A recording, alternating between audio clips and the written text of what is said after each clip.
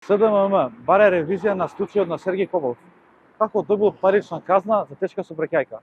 Младите се револтирани, гневни и бараат промена на системот кој ги загрозува, на системот што убива по улиците.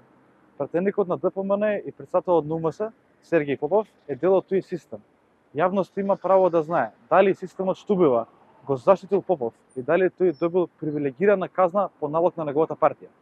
Во 2014 година возел пијан, без возачка дозвола и направил тешка сообраќајна несреќа. И наместо се соочи за затворска казна, Попов поминал со парична казна од 500 евра, како обичен прекршок. Јавно го поставуваме прашањето за селективноста на правосудниот систем во тоа време и дали ова резултат на политички притисок и влијание од ВМРО ДПМН, партијата што тогаш ја држеше под целоса контрола од судската власт. Затоа, овој случај мора да претрпи целосна ревизија. Сите добро знаеме дека во 2014 година судството беше под диктат на ВМРО ДПМН, под контрола на Гордан Јанкуловски. Денес, Попов е дел од истиот тој систем кој убива, против кој тој лицемерно повикува на протести.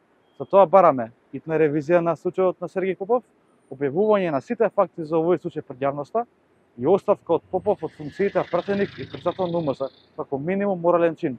Време за одговорност.